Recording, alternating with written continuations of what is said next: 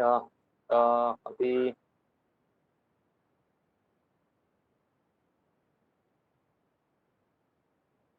Sachin F जो है वो जरा अपना माइक ऑन करके थोड़ा सा इंट्रोडक्शन दीजिए। मैं आपका नाम पहली बार देख रहा हूँ। Good evening sir.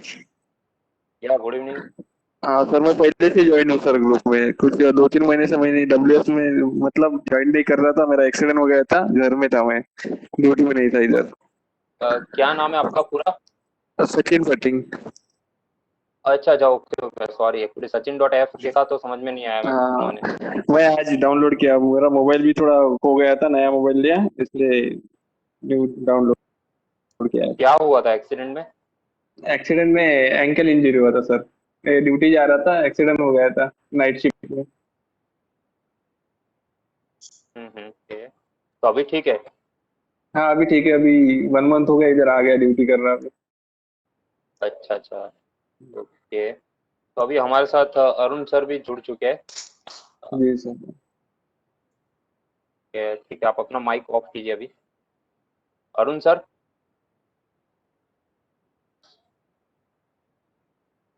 Hello. Hello. हाँ अरुण सर। जी, आ गया है। अ, हो गया कनेक्ट। जी तो सर अभी स्टार्ट करें क्या? देख लो कितने पार्टिसिपेट आ गए। हाँ, 26 हुए जस्ट। मैं लिस्ट चेक कर रहा था कि अपने साथ अभी कौन कौन पार्टिसिपेंट्स है।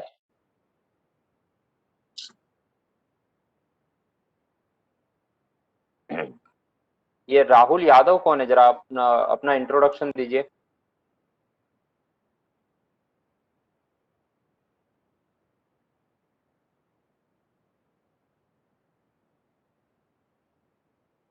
हेलो, राहुल यादव।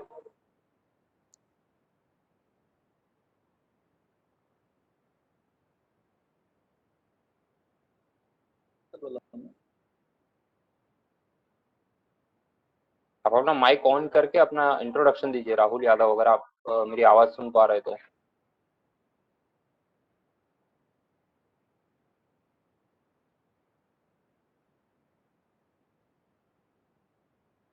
ओके, रोहित रांगी, आप अपना इंट्रोडक्शन दीजिए तब तक। रोहित जी, आप अपना माइक ऑन करके अपना इंट्रोडक्शन दीजिए। ये आपका first time WLS। Good evening sir. या गुड इवनिंग। मैं sir Rohit Rami sir. Okay I am from Haryana. Okay. I am job doing at Delhi. Delhi, in that same institute, Delhi institute of fire engineering. Yes sir. Okay, and what is your qualification? Sir 12th और 1 year diploma sir, fire and safety का। अच्छा, 1 year diploma in fire and safety. Yes sir. Okay okay, not an issue, चलो बढ़िया है। Okay, ये आपका first time है तो मैं थोड़ा सा आपके साथ बाकी जो दूसरे मेंबर्स हैं उनको भी बता दे रहा हूँ कि WLS जो है ना उसका फुल फॉर्म होता है weekly learning session. Last year हम लोगों ने ये चालू किया था कि हर हफ्ते एक बार एक ऐसा सेशन करेंगे ताकि इंडस्ट्री में जो बहुत सारे ऐसे गलत कंसेप्ट होते हैं उसको हम लोग क्लियर कर सके। एक ऑथेंटिक, एक्यूरेट और अपडेटेड मार्केट में फायर सेफ्टी की जो इंफॉर्मेशन है वो हम लोग पहुंचा सके, तो उसके लिए हम लोग ये हर संडे प्रोग्राम करते हैं। तो चलिए, यस सर। अच्छा लगा आप लोग हमारे साथ जुड़े। अगर और भी आपके इंस्टीट्यूट के जो स्टूडेंट्स थे वो लोग भी इस तरह से नॉलेज लेना चाहते हैं हमारे साथ, तो डेफिनेटली ये ग्रुप में उन लोगों का मोस्ट वेलकम है, और वो लोग भी हमारे साथ जुड़ के अपना नॉलेज जो है वो गेन कर सकते हैं। Okay sir. Okay okay, thank you so much. आप अपना माइक ऑफ कर दीजिए अभी। ओके। अरुण सर, अभी इसको आप चालू कीजिए। जी, good evening everyone. Good evening आज सर। WS 28 हमारा सेशन है। इसके अंदर आज जो सब्जेक्ट लिया है हमने फायरमैन के लेवल पे लिया है। और आवाज क्लियर है? Yes yes, it is loud and clear, continue sir. तो उसके अंदर हमने फायरमैन का लेवल देखते हुए प्रैक्टिकल थ्योरी की काफी क्लासें हो गई थी। इस बार हमने प्रैक्टिकल लिया है।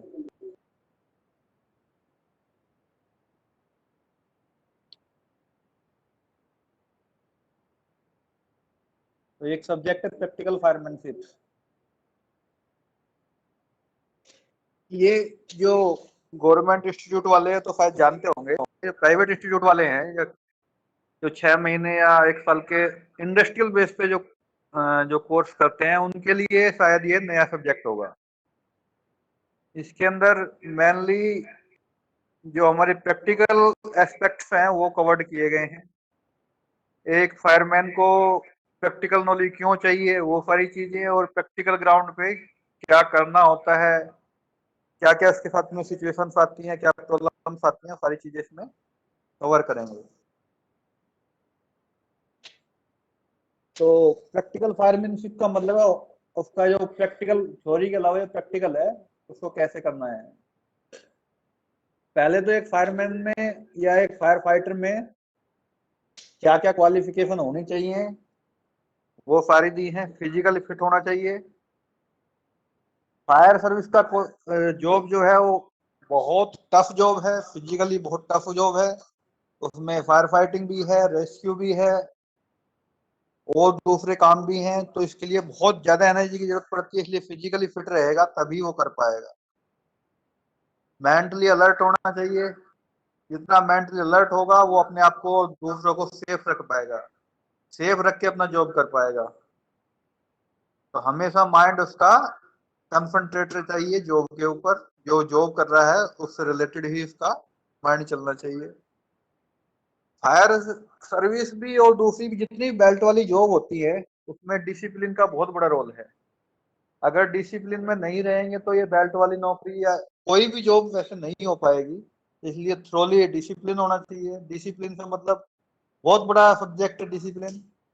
उसकी बिहेवियर, हैबिट्स, उसका रूटीन, टर्नआउट, बहुत सारी चीजें इसके अंदर आती हैं। पंचुअलिटी, वर्किंग प्रोफाइल, सारी चीजें इसके अंदर आती हैं। इससे सबसे इम्पोर्टेंट जो आता है फिर आता है ईगर टू लर्न। जितनी भी फायरें होती हैं कोई भी दो फायर सेम नहीं होती है, कोई भी दो फायर सेम नहीं होती हैं। तो इसलिए हर फायर कुछ ना कुछ प्रैक्टिकली सिखा के जाती है। तो इसलिए प्रैक्टिकल लेवल पे ईगर टू लर्न होना चाहिए। हर फायर से क्या सीख सकता है और सीखने की ललक होनी चाहिए, चाहत होनी चाहिए, तभी वो आगे बढ़ सकता है। तो ये एक गुड क्वालिटी है। करेजियस एंड काल्म, साहसी होना चाहिए और शांत स्वभाव का होना चाहिए। कुछ एग्रेसिव हो जाते हैं तो वो अपना भी नुकसान करते हैं, डिपार्टमेंट का भी और प्रॉपर्टी का भी। कई बार एग्रेसिव होने से हमारा नुकसान हो जाता है। तो क्रोजियस रहना चाहिए, साहसी रहना चाहिए, और जितना शांत रहेगा उतना उसका माइंड उसका अच्छा काम करेगा, तो इमरजेंसी सिचुएशन में अच्छे से डिसीजन ले पाएगा। लास्ट पॉइंट है टोपोग्राफी। टोपोग्राफी मतलब एरिया जितना भी इसका आ रहा है उसकी जान पहचान। जान पहचान के अंदर क्या क्या उसमें हजार्डस एरिया है, कहाँ पानी की लोकेशन है, कहाँ पौंड है, कहाँ से रास्ता है, कौन सा रास्ता बंद है। हम एक लोकेशन से दूसरी लोकेशन तक कम से कम 2 रास्ते कौन से जा सकते हैं अगर एक ब्लॉक है। तो ये सारी चीजें टोपोग्राफी में आती हैं। अपने एरिया की आसपास की अच्छी नॉलेज उसके पास में होनी चाहिए। किसी को कोई क्वेश्चन आए तो वो बता सकता है, बीच बीच में भी चैट में बोल डाल सकता है। जी जी, वो सर मैं देख रहा हूँ। फिर आता है duty of a person. Fire person की क्या क्या ड्यूटी है। परेड ग्राउंड की रहती है, स्टेशन आता है ड्यूटी पे, स्टेशन ग्राउंड की क्या ड्यूटी है। फायर कॉल पे जा रहा है उस टाइम उसकी क्या ड्यूटी है या क्या काम करना पड़ता है, क्या जिम्मेदारी है। ग्राउंड, फायर ग्राउंड पे पहुंच गया, वहां क्या जॉब करना है, कैसे करना है, कैसे हैंडल करना है, वो ड्यूटी हो गई। वहां से रिटर्न आ रहे हैं तो क्या ड्यूटी है स्टेशन परेड ग्राउंड पे। तो सबसे पहले देखते हैं परेड स्टेशन लेवल या परेड ग्राउंड की क्या ड्यूटी है। सबसे पहले जब भी कोई आता है तो आज के ही रिपोर्ट करनी है अपनी ड्यूटी के बारे में कि वो पंचुअलिटी है अपनी, जो भी अपने टाइम पे आ गया है, फिट है, ड्यूटी करने के लिए रेडी है। ड्यूटी अपनी प्रॉपर टर्नआउट में आया है, प्रॉपर ड्रेस में आया है, जो पीपीएस के है वो सही है, अच्छे से काम कर रहे हैं। सेकंड आता है उसकी ड्यूटी में स्टेशन पर आने के बाद में अप्लायंसेस फायर के जितने भी हैं, अप्लायंसेस हो, इक्विपमेंट्स हो, गियर्स हो, जो भी हैं उनको चेक करना।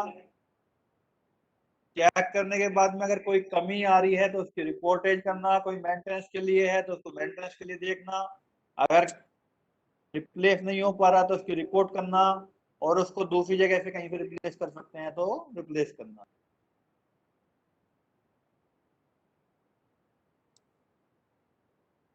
मेंटेनेंस फायर इक्विपमेंट्स जितने भी इक्विपमेंट्स हैं उसके अगर कोई डिफेक्टिव है तो उनको मेंटेनेंस करना कर सकते हैं, नहीं तो उसको निकाल के साइड में रख देना, स्टोर रूम में या जमा कर देना स्टोर इंचार्ज के पास में, ये खराब हो गया इसके लिए हमें रिप्लेसमेंट चाहिए। परेड ग्राउंड में बहुत सारी ड्रिल्स होती हैं, फायर ड्रिल्स भी होती हैं। फायर ड्रिल्स का मतलब यहाँ पे hide and drill, ladder drill, इन ड्रिलों से है। जो बिल्डिंग वाली फायर ड्रिल होती है उनसे ध्यान मतलब नहीं है, मॉक ड्रिल और ड्रिल वो अलग है। तो परेड ग्राउंड ड्रिल जितनी भी है, हाइड एंड, लैडर, टेंडर, बीएसएट या और दूसरी जितनी भी ड्रिलें हैं उनसे मतलब है, तो वो पार्टिसिपेट करना उनमें। रूटीन परेड होती है, परेड में पार्टिसिपेट करना, कोई ट्रेनिंग क्लास हो रही है उसके अंदर पार्टिसिपेट करना, ये सारी चीजें। और कुछ ऐसा स्पेशल हजार्ड आ रहा है तो उसके बारे में जानना, पता करना, एरिया के अंदर हो कोई न्यू टेक्नोलॉजी हो उसके बारे में पता करना, ये ट्रेनिंग बेस पे आ गया। Update fire station record, fire station पे बहुत सारे रिकॉर्ड्स रहते हैं, उनको अपडेट करना, जैसे ऑकरेंस बुक हो गई, हौज कार्ड रजिस्टर हो गया, कई जगह रजिस्टर रहता है, कई जगह कार्ड रहते हैं, उसमें पूरे हौज की डिटेल रहती है, पूरे हौज की हिस्ट्री रहती है, कब यूज हुआ, कब खरीदा गया, कब मेंटेनेंस में कितने ओवर चल चुका है, कितनी बार यूज किया जा चुका है। डीजल पेट्रोल रजिस्टर में देखना, मतलब गाड़ियों में कब है, कितना है, गाड़ी से मैच करना, वो एक रजिस्टर रहता है जो मैक्सिमम डीसीपीओ या ड्राइवर मेंटेन करते हैं। पंप्स के बारे में पता करना, सही काम कर रहे हैं नहीं कर रहे हैं। वर्कशॉप से कोई ऑर्डर दिया है तो उसके बारे में पता करना, आया है नहीं आया है, या कोई कमी है तो उसको ऑर्डर करना है। स्टॉक रजिस्टर मेंटेन करना, मतलब स्टॉक इन्वेंटरी करना, हमारे पास 20 आइटम तो 20 के 20 हैं नहीं है, कोई डैमेज हुआ है, कोई नया आया है, उसके बारे में पता करना। गार्ड ड्यूटी रजिस्टर, एक गार्ड ड्यूटी होती है फायर स्टेशन पे, जो ड्यूटी रहती है उसमें एक गार्ड ड्यूटी रहती है, 2-2 3-3 घंटे 4 घंटे, वो स्टेशन के ऊपर डिपेंड करता है। तो उसमें गार्ड ड्यूटी रहती है, किसकी कितने बजे से कितने बजे तक है, तो उसमें हर एक का नंबर लगता है, तो ये अपना रजिस्टर चेक करना। इक्विपमेंट टेस्टिंग रजिस्टर्स होते हैं, जैसे बीएसएट का हो गया तुम्हारा, ब्रांच होज या और दूसरे रजिस्टर हो जिनके मेंटेनेंस फायर स्टेशन पे होते हैं, तो उनके रजिस्टर चेक करना, ये सारे रिकॉर्ड फायर स्टेशन के होते हैं। तो ये स्टेशन लेवल पे इसके डेली बेसिस पे क्या काम है वो दिया है। अपनी शिफ्ट में आने के बाद में ड्यूटी रिपोर्ट करना, इक्विपमेंट चेक करना, कमी है तो बताना, खराब है तो रिप्लेस करना, मेंटेनेंस कर सकते हैं तो मेंटेनेंस करना, ड्रिल और परेड में पार्टिसिपेट करना, और फायर स्टेशन के जो रिकॉर्ड है उनको मेंटेन या अपडेट करना।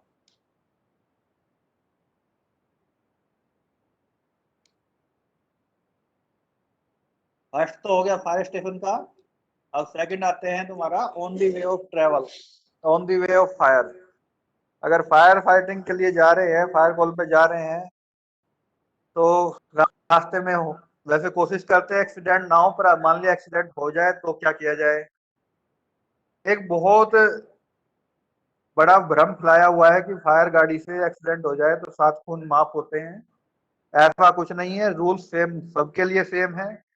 सेंट्रल मोटर व्हीकल एक्ट जो 88 का है, वही 1988 या 89 का जो भी है वही इम्प्लीमेंट होता है फायर व्हीकल के लिए, या किसी भी इमरजेंसी व्हीकल के लिए कोई रिलैक्सेशन नहीं है। ओनली तो इंग्लिश टाइम में अंग्रेजों ने एक वहम या एक अफवाह या एक डर फैलाया गया था जिससे कि वो रास्ता उसको दे दे। नियम कानून सेम है सबके लिए, कोई स्पेशल नहीं है। अगर कहीं एक्सीडेंट हो जाता है तो फायर कॉल पे जा रहे हैं, स्पीड में जाते हैं, हो जाता है कई बार, तो क्या करना चाहिए। अगर व्हीकल तुम्हारा सही है और किसी आदमी से टकरा गया है तो एक आदमी आपका फर्स्ट एड बॉक्स के साथ में वहां छोड़ो और आगे के लिए आप निकल जाओ। अगर आपके पास में 2 गाड़ियां हैं तो एक गाड़ी को आप यूज कर सकते हो उसको हॉस्पिटलाइज शिफ्ट करने के लिए, और एक को फायर कॉल पे निकालना है। अगर एक ही गाड़ी है, गाड़ी चल रही कंडीशन में है, तो आपको निकल जाना है। उसके बाद में जो वहां आदमी छोड़ोगे फर्स्ट एड बॉक्स के साथ में या किट के साथ में, या वो तुम्हारा लीडिंग फायरमैन हो, सीनियर फायरमैन हो, जूनियर फायरमैन, जो भी है, जो भी एलिजिबल बंदा दिखाई दे, तो उसको इंजर्ड पर्सन की तुरंत फर्स्ट एड बॉक्स लिया हुआ है, फर्स्ट एड करनी है, अगर कर सकते हैं जितना कर सकते हैं। एम्बुलेंस को कॉल करना है, या एम्बुलेंस नहीं मिल रही है तो उसको हॉस्पिटल पहुंचाने का अरेंजमेंट करना है, चाहे प्राइवेट व्हीकल से हो या कोई जाते हुए पब्लिक व्हीकल हो, कैसे भी करके आपको हॉस्पिटल पहुंचाने का अरेंजमेंट करना है। पुलिस स्टेशन और फायर कंट्रोल रूम को इन्फॉर्म करना है इंसिडेंट के बारे में, ये इंसिडेंट हो गया है। अगर कहीं जरूरत पड़ रही है फायर डिपार्टमेंट की, तो उसको कोई इक्विपमेंट या कुछ इसकी जरूरत पड़ रही है तो उसको कॉल करना है। अगर दो व्हीकल हैं और जा रहे हैं, एम्बुलेंस नहीं है, तो आप उसको शिफ्ट कर सकते हैं। मैंने पहले बताया, उस एरिया में अगर एम्बुलेंस अवेलेबल नहीं आप मिल पा रही है, तो एक व्हीकल को आप यूज कर सकते हैं उसको इंजर्ड पर्सन को हॉस्पिटल ले जाने के लिए। अगर व्हीकल डैमेज हो गया है और आगे फायर पे जाने के लिए सही नहीं है या नहीं जा सकता, अगर दो व्हीकल जा रहे हैं तो पूरे क्रू को आपको दूसरे में शिफ्ट हो जाना है और उसके बाद में आगे चल देना है। वहां पे इंजर्ड पर्सन के पास में, आप इंजर्ड पर्सन और व्हीकल के पास में एक डीसीपीओ या ड्राइवर, जो भी बोल लो आप, उसको छोड़ के, या और एक फायरमैन, लीडिंग फायरमैन, जिसको भी छोड़ के जाना है। लीडिंग फायरमैन या फायरमैन के सेम जो ऊपर काम है वो सारे काम है। फर्स्ट एड किट के साथ छोड़ रहे हैं तो आप उसको फर्स्ट एड देना है। जैसे फर्स्ट एड एम्बुलेंस के लिए कॉल करना है, अगर कॉल एम्बुलेंस अवेलेबल हो तो हॉस्पिटल शिफ्ट करना है।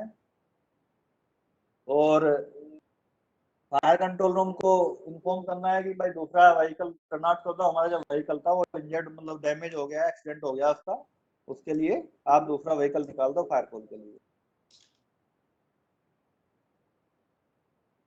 ये तो हो गया एक्सीडेंट के बाद में। अगर एक्सीडेंट नहीं हुआ है और रोड ब्लॉकेज कहीं मिल जाए, कहीं रेलवे क्रॉसिंग आ जाए, रेलवे क्रॉस नहीं हो पा रहा है, कहीं जाम लग जाए, कहीं दूसरा और कोई पेड़ गिर जाए, कुछ इस टाइप से कुछ रोड कहीं से भी कैसे भी ब्लॉकेज हो जाए, तो उस केस में क्या करना है, गाड़ी टर्न कर सकते हो, आप वापस ले जा सकते हो, जल्दी पहुंच सकते हो तो उसी गाड़ी को वापस ले जाना है।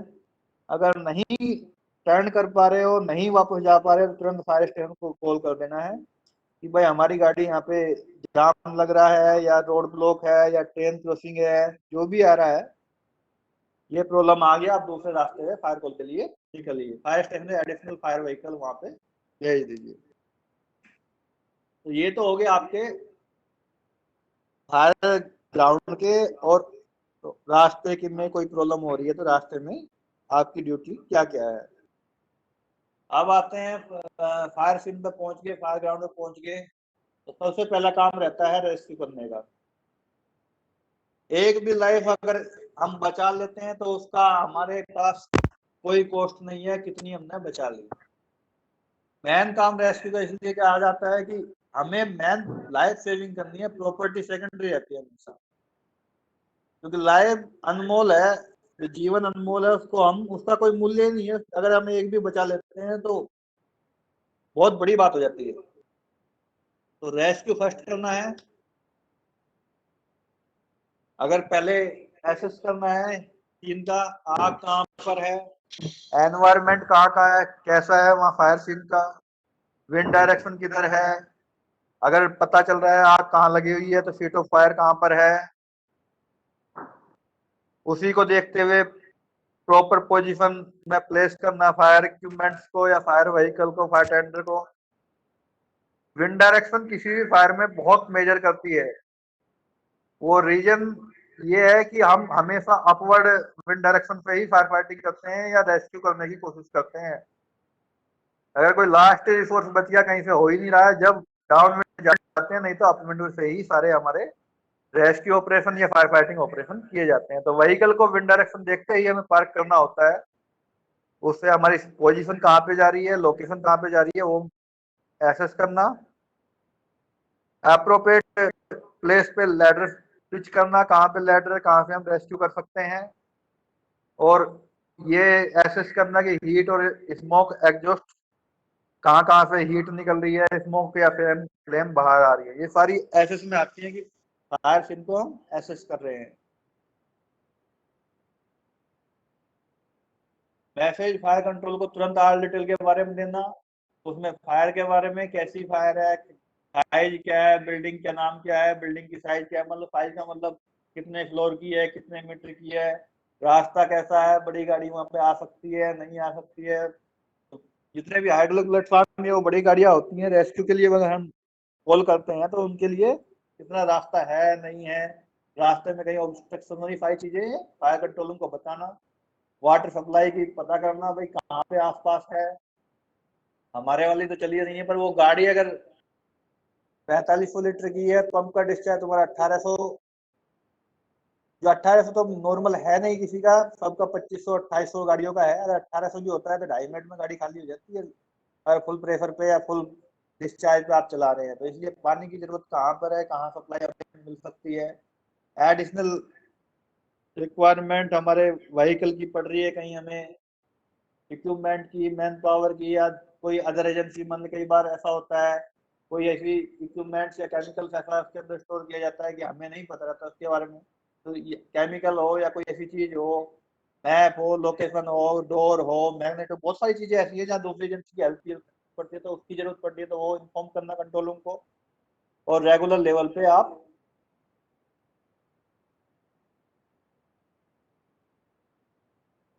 उसको इन्फॉर्म कर, कंट्रोल रूम को इन्फॉर्म करते रहना।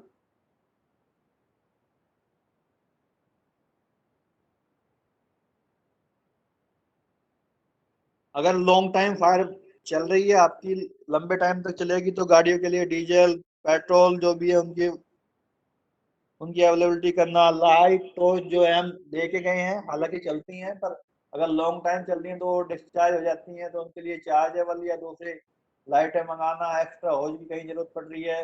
रेगुलर फायर फाइटिंग कर रहे हैं, बीएफएट की कहीं जरूरत पड़ रही है, तो बीएफएट सिलेंडर अपने खाली होते रहते हैं, उनका रिप्लेसमेंट।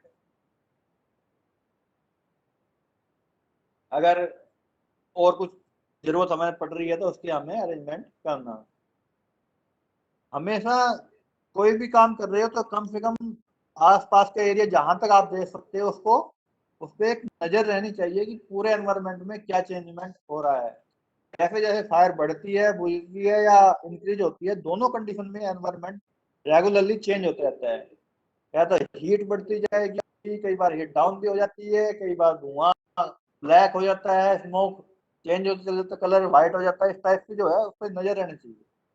उसके अलावा बिल्डिंग में जहाँ काम कर रहे हो वहाँ बिल्डिंग की कंडीशन कैसी है, दीवारों पे आप, दीवारें या बिल्डिंग एकदम से कोलैप्स नहीं होती है, उसके पहले बहुत सारी वार्निंग्स देती है, उसके बाद में वो कोलैप्स होती है।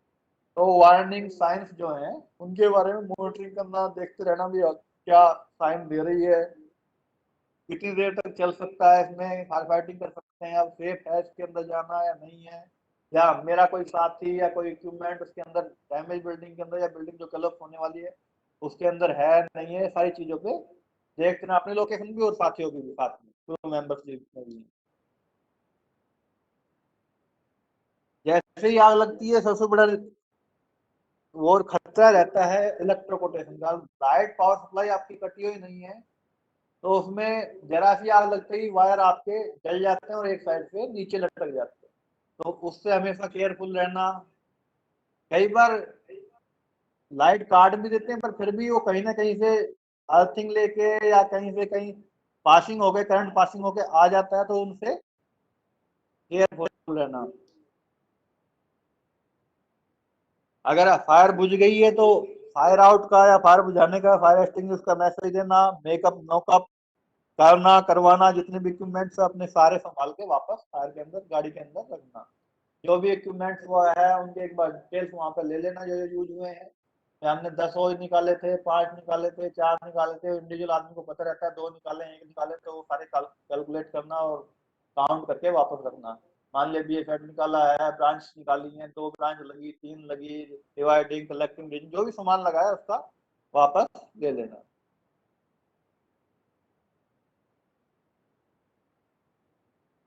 Bringing the fire under control, और फायर अंडर कंट्रोल करने के लिए, फायर बुझाने के लिए, कंट्रोल में करने के लिए क्या क्या करना होता है। सबसे पहले तो एक्सिस, आप कैसे बिल्डिंग के अंदर पहुंच रहे हैं, बिल्डिंग से पहले कैसे पहुंच रहे हैं, वो सारा।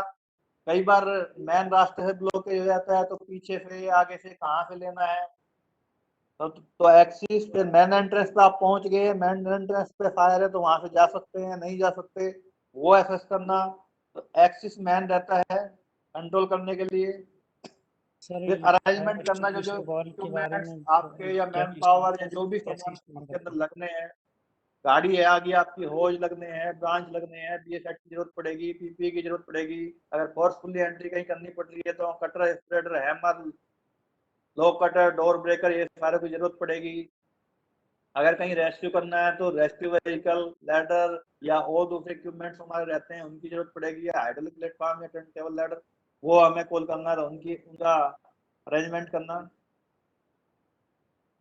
Branch, whole should be removed according to the fire situation. कई बार आगे बढ़ाने पड़ते हैं, कई बार आगे बढ़े हुए को वापस लेना पड़ता है। अगर फायर बढ़ती जा रही है, हमारे कंट्रोल से बाहर होती जा रही है, तो रिटर्न लेना पड़ता है। अगर बुझती जा रही है तो हमें आगे ले जाना पड़ रहा है। कई बार एक ब्रांच से दो ब्रांच बनानी पड़ती है, कई बार दो ब्रांच से या दो डिलीवरी से एक डिलीवरी में लेना पड़ता है। तो सारे एसेस रहते हैं, क्या क्या करना है, ये सारे अंडर कंट्रोल करने के प्रोसीजर्स हैं। आगे लेना है, पीछे लेना है, होज बढ़ाने हैं, होज घटाने हैं। इसके अंदर सबसे मेन जो रहता है, ऐसे ये जितनी भी एक्टिविटी रहती है उसके अंदर ये ध्यान रखना है, अगर हैंड कंट्रोल ब्रांच आप यूज कर रहे हैं तो एकदम से उसको बंद नहीं करना है। रीजन पहले भी क्वेश्चन शायद आया था, ये तो ग्रुप के अंदर कई बार डाल दिया, वाटर हैमर का। तो उसका रीजन रहता है वाटर हैमर का। एकदम से आप बंद करोगे, पीछे प्रेशर आ रहा है, तो वो वाटर हैमर लगता है। वाटर हैमर के कारण आपकी ब्रांच भी टूट सकती है, होज भी फट सकता है, इक्विपमेंट भी डैमेज हो सकता है, क्योंकि वाटर हैमर काफी हैवी या काफी फोर्सफुली काम करता है। तो उससे प्रिवेंट के लिए एकदम से बंद नहीं करना, धीरे धीरे सेटअप करना है जो हैंड कंट्रोल ब्रांच है आपकी।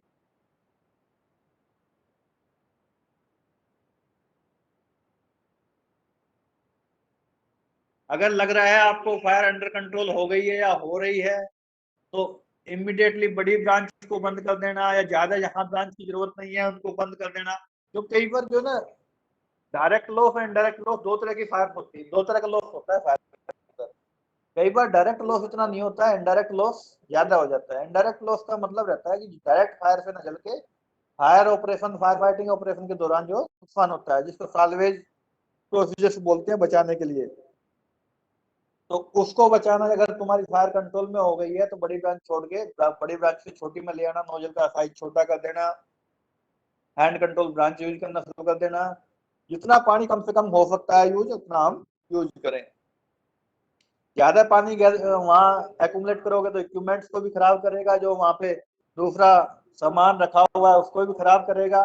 कई बार जो अपर फ्लोर पे यूज कर रहे हैं मल्या, तो वहां पे फ्लोर लोड बढ़ा जाता है, फ्लोर के कोलैप्स होने के चांसेस हो जाते हैं। बहुत कई बार हीट से वो उसकी स्ट्रेंथ कम हो जाती है, जैसे पानी का लोड बढ़ता जाता है तो कोलैप्स के चांसेस हो जाते हैं। तो वो सारी चीजों को करने के लिए छोटी ब्रांचों का यूज करना, हैजार्ड और discriminate use of jets without any point, बिना देखे भाले, मतलब आग मीच के ब्रांच नहीं चलाना कि पानी कहीं जा रहा है कहीं नहीं जा रहा है।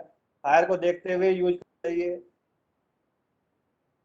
ये नहीं कि जहां फायर है वहीं यूज नहीं हो रहा, चारों साइड में हम स्प्रे कर रहे हैं या जेट लगा रहे थे। स्पेशली जेट के केस में ज्यादा रहता है क्योंकि जेट डैमेज करती है। तो वाटर डैमेज को जितना कम से कम कर सकते हैं उतना स्टॉप करना चाहिए, वाटर डैमेज कम करना चाहिए। अगर फायर बुझ गई है तुरंत हमें पानी बंद करना चाहिए। अगर फायर कॉल से हम आ रहे हैं, चलो फायर कॉल का भी हो गया, फायर स्टेशन का भी हो गया, और हमारा ग्राउंड का भी हो गया, जाने का भी हो गया, आते हुए क्या काम करना है, आने के बाद क्या काम करना है। आते ही कंट्रोल रूम में रिपोर्ट करना, भाई ये फायर थी, कोई कैजुअलिटी हुई है तो उसकी डिटेल्स देना, कोई इक्विपमेंट हमारा गया है उसके बारे में बताना, कहीं कोई डैमेज हुआ उसके बारे में बताना। जो भी रिपोर्ट तुम्हारी फायर कॉल पे हुई है, ये होज यूज हुए हैं, ये हमारा बीएसएट यूज हुआ है, वो सारी चीजें चेकअप करना, जितने भी तुम्हारे हैं, जो भी तुमने मैसेज वहां से दिए हैं पास हुए, क्या वो सही समझे गए हैं, सही रिटर्न किए गए हैं या सही लिखे गए हैं या नहीं लिखे गए। अगर उनमें कोई करेक्शन है, मॉडिफिकेशन है तो वो करवाना मैसेज में। जितने भी इक्विपमेंट तुमने यूज करे हैं अप्लायंसेस या इक्विपमेंट, अगर डीजल की कहीं कमी हो गई है तो डीजल चेक करना, भाई कम तो नहीं रह गया है। होज, ब्रांच, पंप्स अगर वो यूज हुए हैं तो उनका देखना भी सही काम कर रहे हैं नहीं काम कर रहे हैं। होज जो कैनवास वाले हैं उनको रिप्लेस करना। दो तरह के होते हैं, एक तो रबड़ वाले होते हैं, कैनवास वाले होते हैं, तो उनको ड्राई करना जरूरी होता है। कैनवास वालों को तो उनको ड्राई करने के लिए रख देना, उनके रिप्लेस में दूसरे जो सूखे हुए होज हैं वो रखना। बीए फैट के सिलेंडर चेंज करना या बीए फैट पूरा फैट चेंज करना, अगर कोई दिक्कत आ रही है तो। अगर कोई दिक्कत कमी आई है, कोई इक्विपमेंट खराब हुआ है, माल फंक्शनिंग करा है या मिसिंग हुआ है, उसके बारे में रिपोर्ट करना और उसके रिप्लेस में दूसरा रखना। और सब कुछ होने के बाद में रिपोर्ट करना कंट्रोल रूम में कि भाई आप अब मैन पावर भी और तुम्हारा फायर टेंडर भी, फायर इक्विपमेंट भी रेडी है दोबारा टर्न आउट के लिए, दोबारा कॉल पे जाने के लिए। तो ये चारों तुम्हारे हो गए आने जाने के और तुम्हारा फायर ग्राउंड के और तुम्हारे परेड ग्राउंड के। इस बीच में किसी क्वेश्चन हो तो पूछ सकता है। इसके आगे चलते हैं। पूरा सर कुछ क्वेश्चन आंसर ले ले क्या बीच में? जी जी जी, ले लो। हाँ, बीच में 2-3 क्वेश्चन आए थे। तो सबसे पहले शिबू कंकरवाल का क्वेश्चन था कि फायर टेंडर की स्पीड लिमिट है या नहीं? ऐसा कुछ डिफाइन किया है क्या कहीं पे? फायर टेंडर की स्पीड लिमिट ड्राइवर के ऊपर डिपेंड करता है, लीगली कहीं नहीं है। जो टेंडर अपना पासिंग होता है वो 72 किलोमीटर पे पासिंग होता है, पर उससे ऊपर जा सकता है, ऐसा कुछ नहीं है। वो ड्राइवर के ऊपर डिपेंड करता है। इमरजेंसी व्हीकल की स्पीड लिमिट नहीं रहती, पर ये क्लियर है वो चलाना सेफ कंडीशन में है, आपको एक्सीडेंट नहीं करना है। Okay, clear. शिबू क्लियर है क्या आपका ये डाउट? कुछ है तो अभी पूछ सकते हैं, हमारे पास टाइम है, कोई दिक्कत नहीं है। बट सर ओके, जैसे चलिए। ड्राइवर तो किसी भी तरीके से चला सकता है डीसीपीओ, तो उसका कुछ एक स्पीड लिमिट मेरे ख्याल से होना चाहिए। नहीं, स्पीड लिमिट मैन्युफैक्चरर के ऊपर डिपेंड करती है गाड़ी की। गाड़ी मैन्युफैक्चरर स्पीड लिमिट देता है कि इतनी तक आप चला सकते हो, उससे अच्छा ऊपर नहीं जाना है। ऐसा स्पेशल फायर सर्विस के लिए ऐसा कोई लिमिट नहीं दिया हुआ कि आप इतनी स्पीड पे चलोगे या इतने पे। आपको सेफ तरीके से जाना है पर जल्दी पहुंचना है, इसलिए रास्ते खाली किए जाते हैं। पर ऐसा फिक्स नहीं है कि आपको 80 जाना है, 90 जाना है, 100 जाना है, ऐसा कहीं फिक्स नहीं। वो गाड़ी के ऊपर डिपेंड करोगे। वोल्वो की होगी तो आपकी 100 भी चली जाएगी, अशोक लेलैंड की होगी तो 70 भी नहीं जाएगी, या मतलब टाटा की होगी या पुरानी गाड़ी होगी, तो गाड़ी के ऊपर डिपेंड करता है। बड़ी गाड़ी होगी एक्चुअली आपकी क्या है सर, 15,000 लीटर की हो तो कम स्पीड पे जाएगी, 3,000 लीटर की होगी तो जल्दी चली जाएगी। बहुत सारे इसमें फैक्टर्स एक्चुअली काम करते हैं।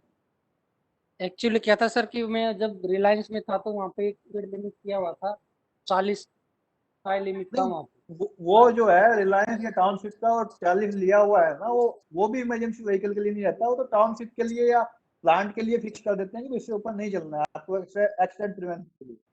ऑन रोड पे 40 नहीं है, वो ओनली पर्टिकुलर उनका जो एरिया है उसके लिए फिक्स किया होगा। ज्यादातर टाउनशिप में ज्यादातर जो कंपनियां है वो फिक्स कर देती है अपने अंदर की स्पीड लिमिट इतनी ही है, पर वो भी लेकिन सर एप्लीकेबल नहीं होती फायर टेंडर के लिए। लेकिन सर इमरजेंसी के टाइम पे वो भी नहीं होता होगा, 40 की स्पीड भी नहीं होती होगी। नहीं नहीं नहीं, वो भी नहीं है, हाँ, एप्लीकेबल नहीं है वो, जी जी जी ओनली नॉर्मल व्हीकल के लिए रहती है। जी जी जी। Okay sir, thank you. Next. एक क्वेश्चन है सर, कवर करना, सेकंड सेशन लेना है क्या सर? के बाद टाइम है ले ऐसा लो, तो? सेकंड ले लो। हाँ, क्योंकि अभी हम लोग शायद 9th या 10th स्लाइड पर है ना। हाँ, अभी स्लाइड आगे वाली बड़ी भी है।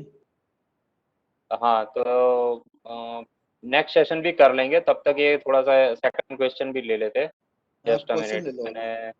हाँ। ओके, सेकंड क्वेश्चन था हमारा सर्वेश पाल जो है उनकी तरफ से था कि हाइड्रोलिक टेस्टिंग का रिकॉर्ड किस रजिस्टर में होता है?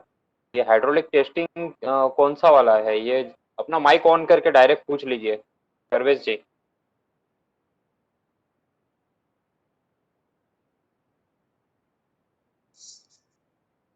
सर्वेश।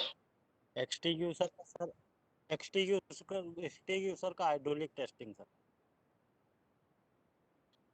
नहीं ये नहीं हाइड- फायर ये फायर हाइड- ये हाइड्रोलिक हाइड्रोलिक टेस्टिंग जो टेस्टिंग तुम्हारे हाइड्रोलिक इक्विपमेंट्स होता है।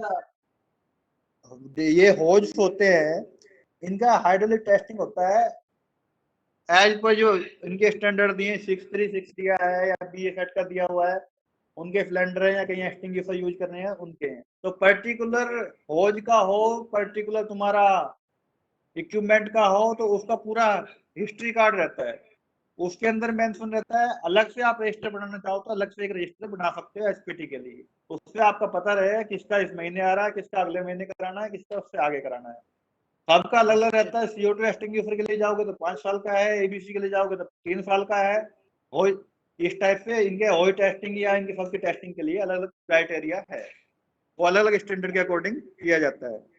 उसका सर ऑकरेंस में BSET के लिए जाओगे तो 5 साल का है उसका, जी सर। और सबके ऑकरेंस प्रेशर भी अलग अलग सेट किए हुए हैं। वो मैन्युफैक्चर करके देता है, उसके साथ में मैन्युफैक्चर या टेस्टर जो भी बोल दो उसको, जिसके पास एप्लिंग के लिए भेजते हैं, वो साथ में सर्टिफिकेट देता है टेस्टिंग करने के लिए, टेस्टिंग किया हुआ। जो हाई प्रेशर रहते हैं CO2 और तुम्हारे ABC, ये क्या नाम है इसका, BS सिलेंडर वाले, इनका CC अप्रूवल रहता है, या पेशा के द्वारा जो CC अप्रूवल रहता है उनके द्वारा ऑथराइज जो तुम्हारे डीलर रहते हैं वो ही कर पाते हैं, और दूसरे वाले नॉर्मल वाले कर लेते हैं। इनके 35-40 kg वाले तो कर सकते हैं, दूसरे वाले भी। नेक्स्ट कोई क्वेश्चन? सर ये एक्सटिंग्विशर जो है स्क्रैप करते हैं तो इसका भी कुछ सर्टिफिकेट करना पड़ता है क्या? जो स्क्रैप आपने एक्सटिंग्विशर किया है उसका आगे रिकॉर्ड भेजना पड़ता है आपने। अगर पेशा वाला या CC वाले, मतलब ये CO2 के या तुम्हारे ये सिलेंडर वाले, अगर इनको तुम वो कर रहे हो, डिस्कार्ड कर रहे हो, तो इनका रिकॉर्ड क्लोज करवाना पड़ता है। हर एक एक्सटिंग्विशर का जो हाई प्रेशर वाले या हर एक सिलेंडर बोल लो, जो भी बोलो उनको, उनका एक जी रिकॉर्ड रहता है, सीरियल नंबर के बेस पे वो फिक्स रहता है। जिस दिन आप डिस्कार्ड कर दोगे तो वो क्लोज हो जाता है।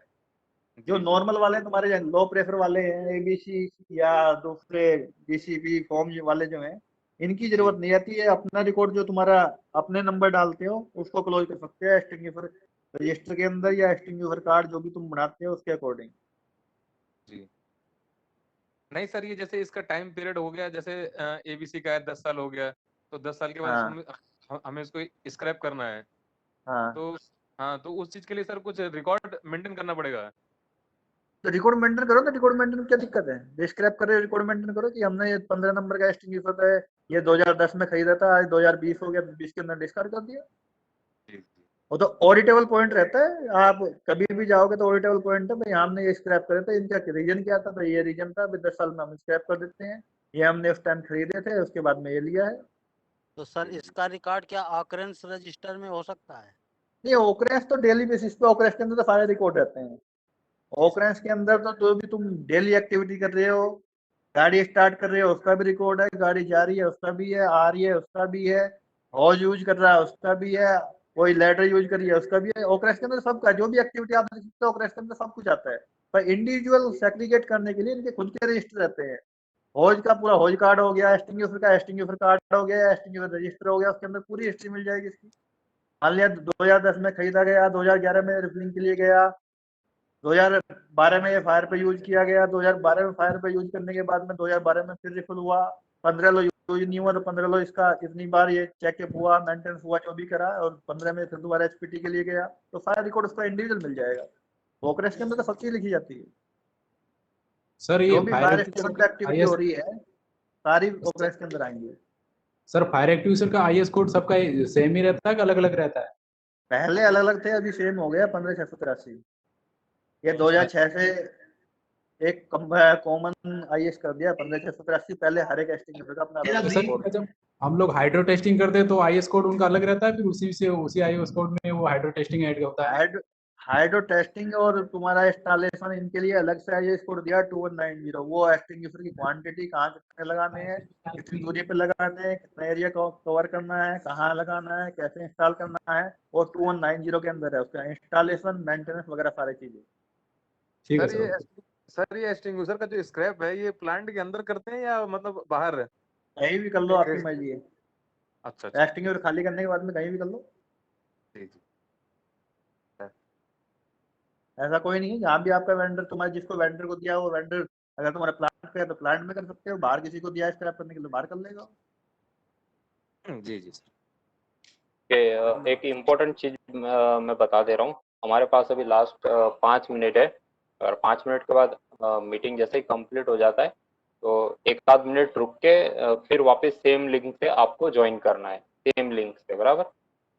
सर कंटिन्यू कीजिए, क्वेश्चन आंसर ही करते फिर नेक्स्ट सेशन में ही हम लोग स्लाइड पे जाएंगे। हाँ नेक्स्ट में ले लेंगे। हाँ, इसको नेक्स्ट से ही चालू करेंगे। और कोई क्वेश्चन है?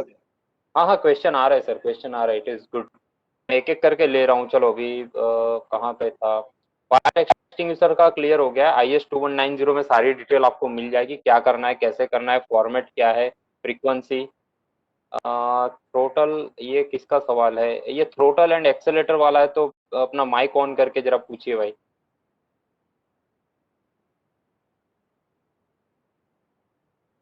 हेलो कपिल चौहान। जी, गुड इवनिंग सर। हाँ गुड इवनिंग भाई, बोलिए। सर मेरा ग्रुप में एक क्वेश्चन था, जो फायर टेंडर में थ्रोटल और एक्सीलेटर होता है वो सेम होता है या अलग अलग होता है? टोटल एक्सीलेटर सेम चीज है। एक्सीलेटर का ही वायर को आप तो भाई ट्रैक्टर वैक्टर चलाते हैं नहीं चलाते हैं? नहीं सर, ट्रैक्टर नहीं चलाया। ट्रैक्टर नहीं चलाया। जी सर। और किसमें होता है? कुछ ऐसे होते हैं इक्विपमेंट जिसके अंदर डबल रेस रहता है, डबल जी सर। टोटल रहता है, एक ऊपर हाथ पे रहता है, एक नीचे पैर पे रहता है। जैसे ट्रैक्टर का वो देखा तो है सिस्टम, जो हाथ वाला रेस होता है, एक पैर से दबाने वाला होता है लीवर। हाँ तो सेम चीज है, वो पैर वाला यहाँ ना देके पैर वाला उन्होंने वहां पे दे दिया।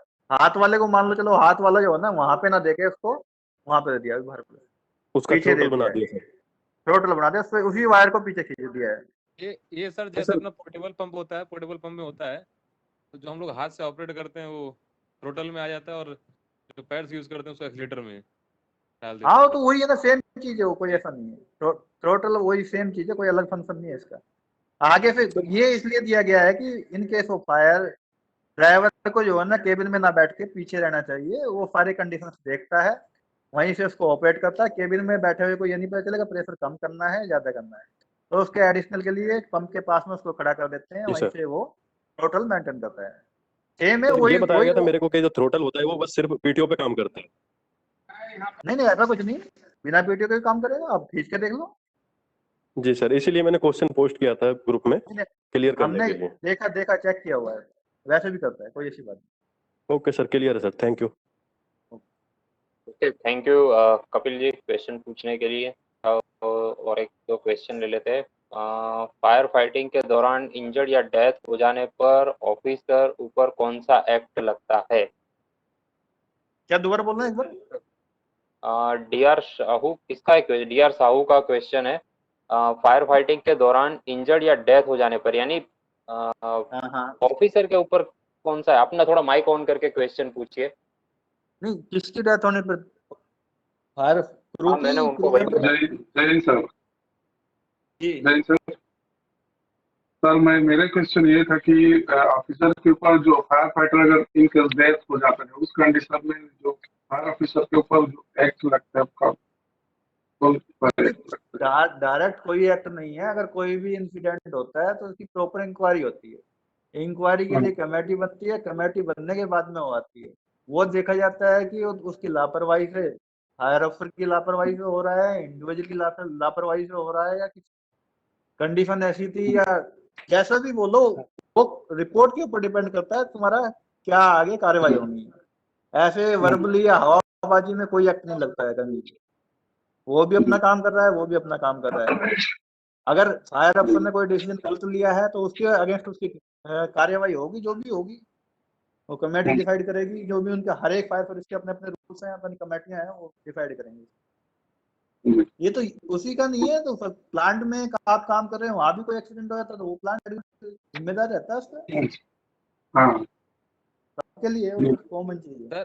सर मेरा एक क्वेश्चन था सर। नेक्स्ट। हाँ सर, मेरा क्वेश्चन था sir, as a fire officer हम लोग कोई फायर कॉल अटेंड करने जा रहे हैं और वहाँ पे हमारा पंप ऑपरेट नहीं होता है, तो सर उस समय हमें किस चीज में पहले ध्यान देना चाहिए कि मतलब हमारा पंप कैसे ऑपरेट होगा, कैसे क्या कर उसके सकते लिए डीसीपी लिया हुआ है उन्होंने। डीसीपी ट्रेंड आदमी होता है, अगर पंप स्टार्ट